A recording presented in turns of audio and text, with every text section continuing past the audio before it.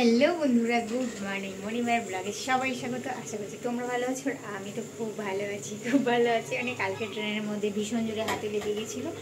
তো রাত্রেবেলা বাবু 3-4 বার করে হাতে মালিশ দিয়ে একটু হাতটা ভালো আছে। ভীষণ যন্ত্রণা করছে এখনও পর্যন্ত। তো সব কিছু একদিকে রেখে দিয়ে তো কাজে তো আসতে হবে। তো কাজে চলে এসেছি আর রান্নাঘরেও চলে এসেছি। তো ভাবলাম তোমাদের সাথে শেয়ার করে নিই কী রান্না করছি। তো আজকে রান্না করছি, সবার প্রথমে দেখাচ্ছি, এই দেখো মেথি শাক আর বেগুন দিয়ে ভাজা হচ্ছে। আর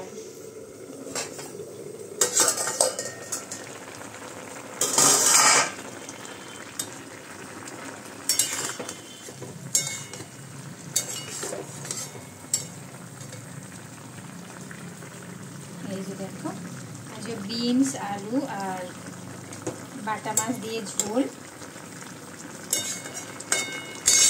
হয়ে গেছে তরকারিটা।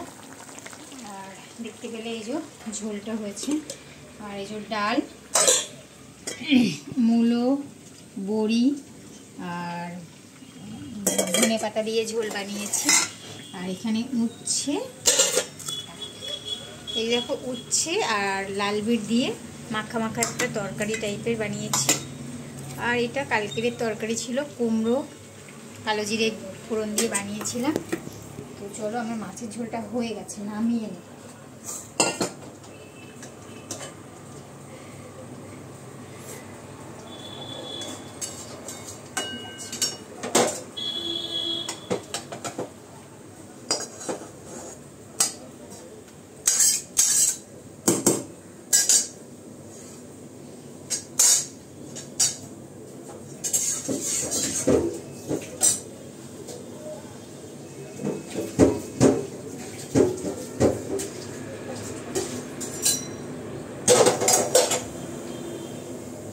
প্রেসার কুকারে হচ্ছে আলুর দম বানাবো।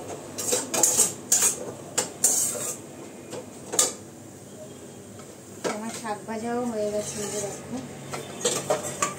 নামিয়ে দেবো।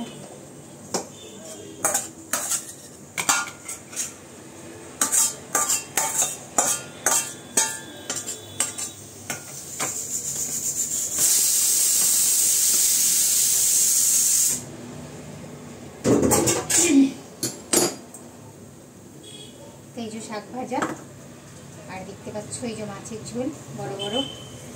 বাটা মাছটা আমি কালকে বাজারে গেছিলাম, তো বাজার থেকে আসার সময় নিয়ে এসেছিলাম। আর এই যে দেখো কড়াইশুঁটির পুর বানিয়ে রেখেছিলাম। আর এই যে আটা মাখিয়েছি, এটা দিয়ে রুটি বানাবো, পরোটা না।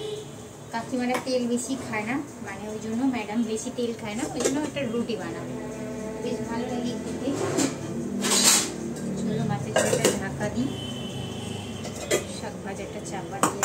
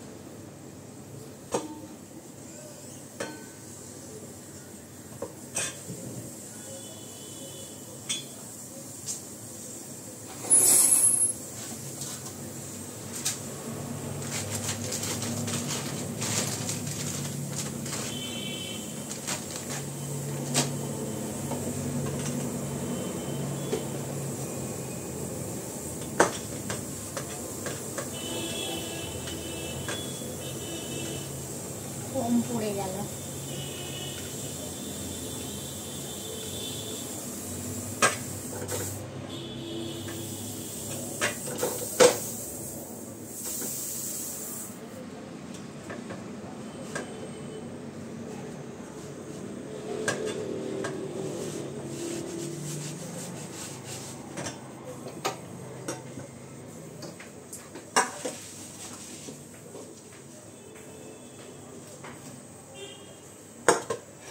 চলো আমি এগুলো বানিয়ে নিই, পরে তোমাদের সাথে আবার কথা হবে।